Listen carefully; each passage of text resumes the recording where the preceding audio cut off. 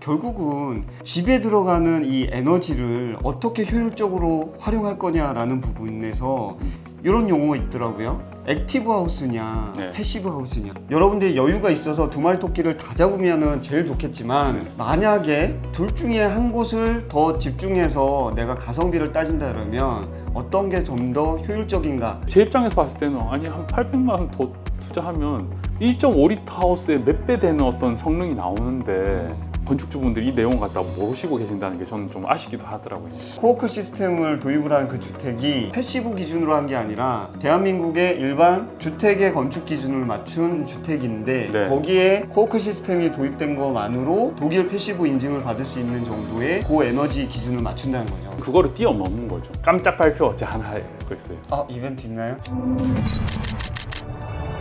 안녕하세요, 가온파입니다. 반갑습니다. 네, 안녕하세요. 후덥지근한 여름으로 달려가고 있습니다. 코워크 시스템이 네. 지난번에도 제가 여기 몇 차례 방문하면서 여름철에 특히 이 동굴 들어온 것처럼 쾌적한 그런 느낌을 받는다고 말씀을 몇 차례 네. 드렸었는데 네. 여지없이 지금 바깥에 습도가 굉장히 높은데 여기 들어오니까 굉장히 쾌적한 느낌이 있습니다. 코워크를 처음 들어보신 분들은 제가 이쪽에다가 링크 남겨드릴 테니까요. 코워크 전반적인 시스템, 지열 냉난방이 뭐지? 뭐 이러신 분들은 영상 보시고 오시면 참고가 되지 않을까 싶습니다. 점점 더 이 에너지 절감에 대한 이야기들이 되게 많이 나오는데 그래서 후보들 간에 그 친환경 에너지 그리고 원전 요거 갖고도 지금 한참 이야기들이 많은 것 같아요. 그렇죠. 네. 근데 궁극적으로는 어쨌든 이 아리백이라는 거 한국에서도 피해갈 수가 없기 때문에 그렇죠. 예. 친환경 에너지가 계속 어쨌든 더 보급이 많이 돼야 되는 상황이잖아요. 지금 코어클이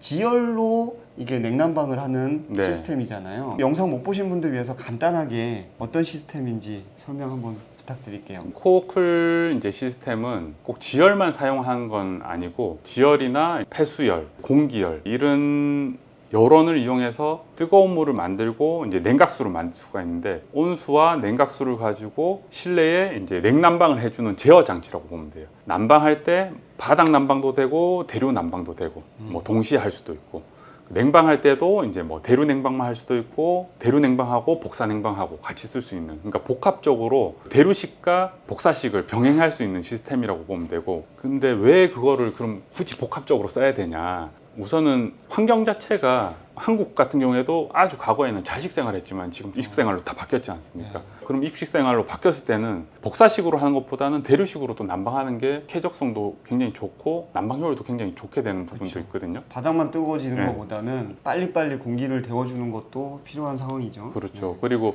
요즘 다들 바쁘시니까 계속 주거를 하는 환경이 아니다 보니까 갑자기 빨리 난방을 해야 될 경우도 있고 이제 이런 상황에 갑자기 이렇게 실내 온도를 못 올리니까 사람이 없더라도 일정 온도는 이제 맞춰놓고 이제 써야 되고 이제 그런 부분들이 있는데 지금 코어쿨을 쓰게 되면 우선 그런 부분에 대한 어떤 부분이 굉장히 해소가 많이 되고 그리고 코어쿨은 친환경 시스템이랑 가장 효율이 잘 나오도록 당초부터 개발이 돼 있어요. 지열 시스템 나온 지가 이제 20년이 넘었죠. 그 지열 시스템에 연동해서 코어쿨을 쓰게 되면 효율이 한 30% 정도가 CC를 더 올라가요.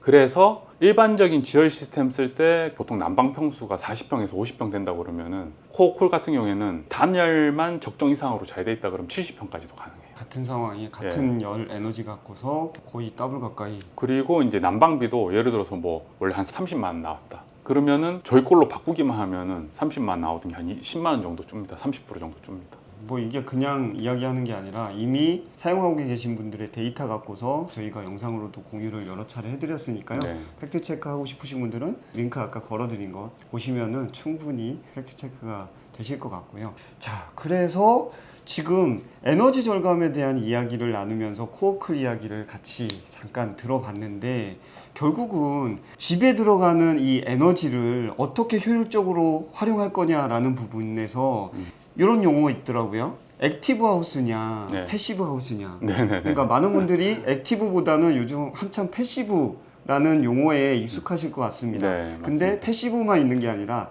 액티브하게 어떻게 에너지를 관리할 거냐도 사실 굉장히 중요한 요소라서 맞습니다. 그 부분에 대해서 오늘 코어클 대표님과 함께 조금 더 한 뎁스 들어가 보면 여러분들이 액티브 쪽에서도 해답을 찾을 수 있지 않을까 네. 이런 생각을 한번 해볼 수 있을 것 같습니다. 네. 우리 하나만 보고서 설계하는 것보다는 2개, 3개의 선택지 갖고서 설계하시면 여러분들이 원하는 주택, 쾌적한 주택을 만드시는데 훨씬 더 도움이 되지 않을까 싶습니다. 지열 냉난방을 이용한 코어클 시스템은 패시브보다는 액티브 쪽에 어떤 솔루션을 제시를 하고 계신 거잖아요. 네네, 맞습니다. 네. 우선은 그 전에 제가 한 가지 좀 말씀드리고 싶은 게 지금 패시브 하우스가 원래 이제 독일에서 넘어온 거지 않습니까? 네. 저도 사실은 처음에 알기로는 이게 단열하고 기미를 극도로 높여서 에너지를 최소한 쓰게 만드는 그냥 그런 주택이구나 그렇게 인지를 하고 있었거든요. 네. 근데 제가 공부를 해보고 이렇게 해보다 보니까 원래 독일에서는 그 표현을 패시브 하우스라고도 안 한대요. 친환경 하우스라고 표현을 하고 그리고 단열하고 기밀성만 극대화하는 집이 아니고 단열하고 기밀성도 중요하지만은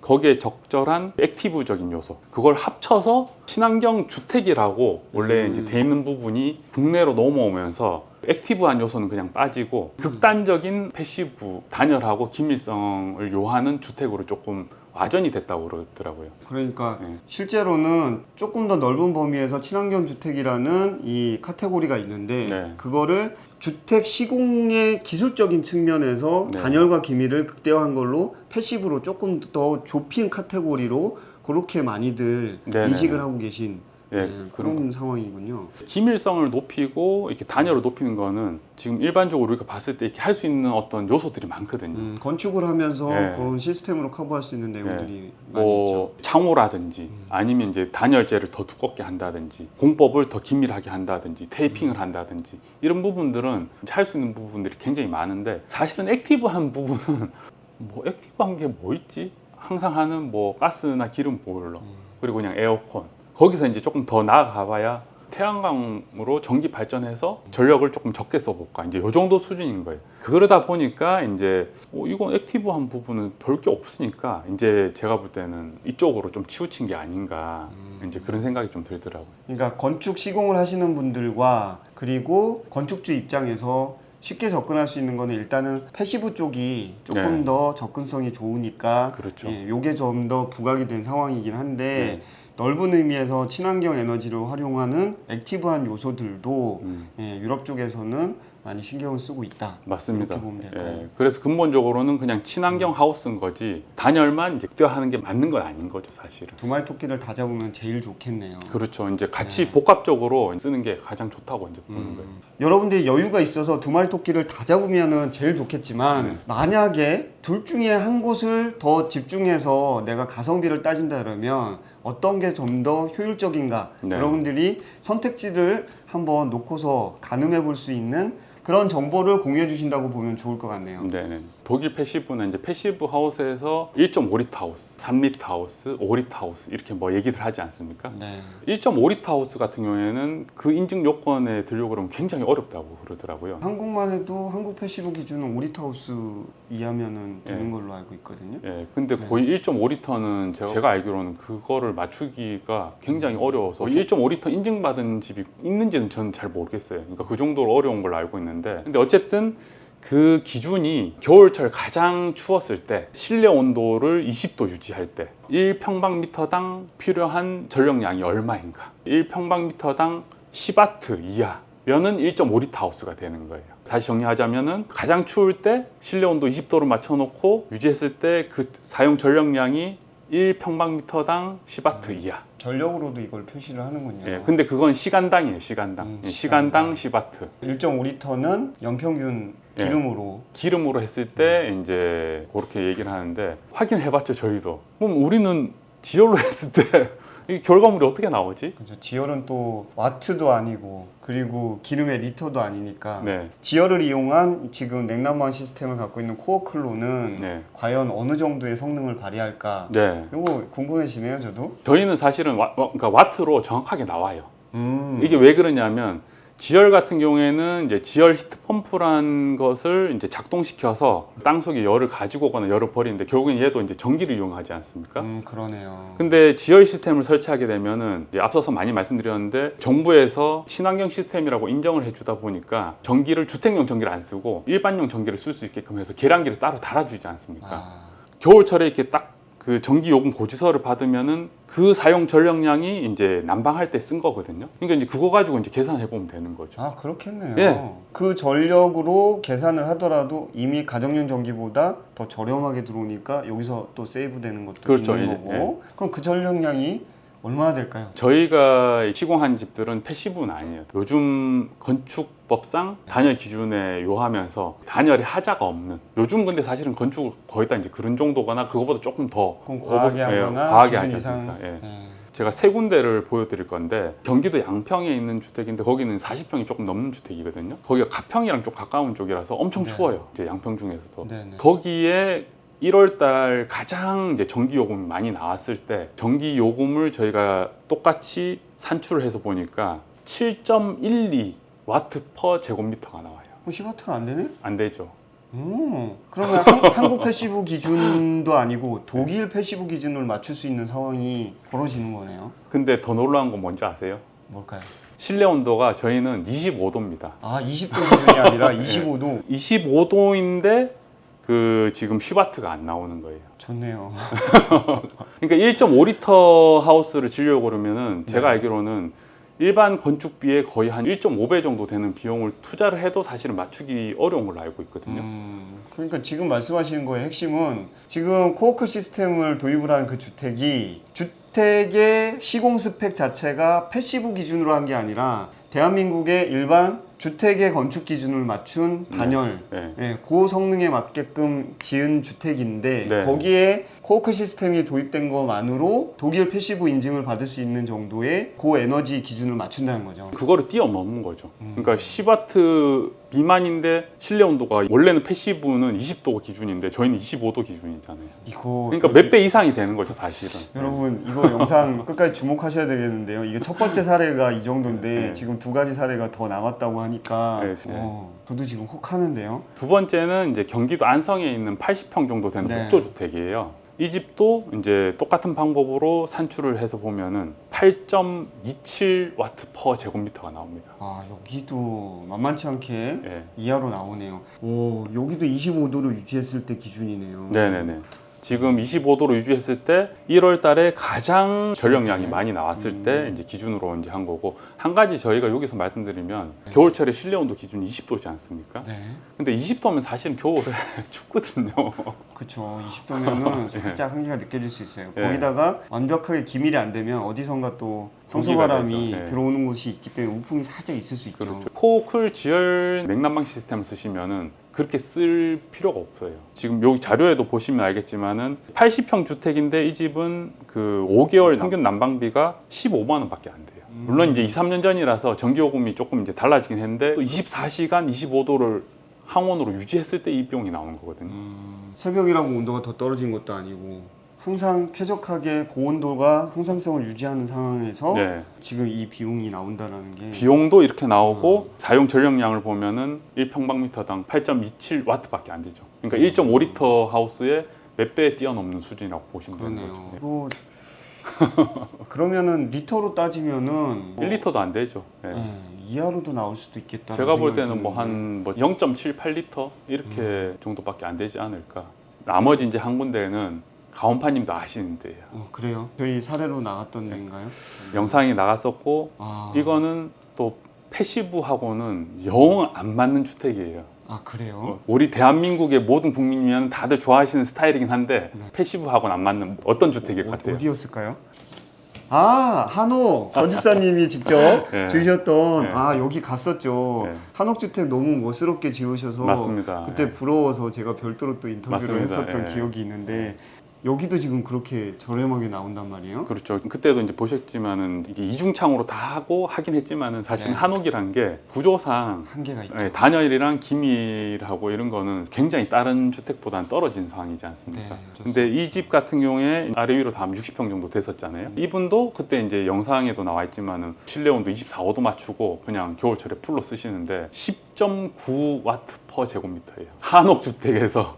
근데 1.5리터도 아니죠. 왜냐하면 실내 온도가 24도, 25도니까. 이 엄청난 시사점을 주는 데이터인데요. 여러분 세상이 좋아졌으니까 여러분들도 세 가지 사례 갖고서 뭐 AI 요즘 프로그램들 많잖아요. 네네네. 한번 돌려보시면서 한번 검증을 여러분들도 해보시면 네. 새로운 선택지 정도가 아니라 정말 이게 하나의 또 대안이 될 수 있는 상황이 벌어지네요. 그렇죠. 그리고 한 가지 제가 더 말씀드리면 저번 편에 그 강호사님 뭐 저하고 찍었지만 우리가 일반적으로 주택을 짓는데 보일러하고 에어컨으로 갈 것이냐 아니면 우리가 코어클 지열 냉난방 시스템을 올 것이냐 했을 때 그때 얼마 네. 차이 났었죠? 금액 차이가 얼마 안 났던 것 같은데 그때 800만 원 차이 났었거든요. 네네네. 800만 원 들이면 이게 나온다는 거예요 지금. 패시브로 거기다가 여러분들이 일반적으로 냉난방기 쓰는 것들을 도입을 하시고 거기다가 패시브 주택 스펙으로 또 건축까지 하시면 비용은 훨씬 더 많이 뛰잖아요. 그렇죠.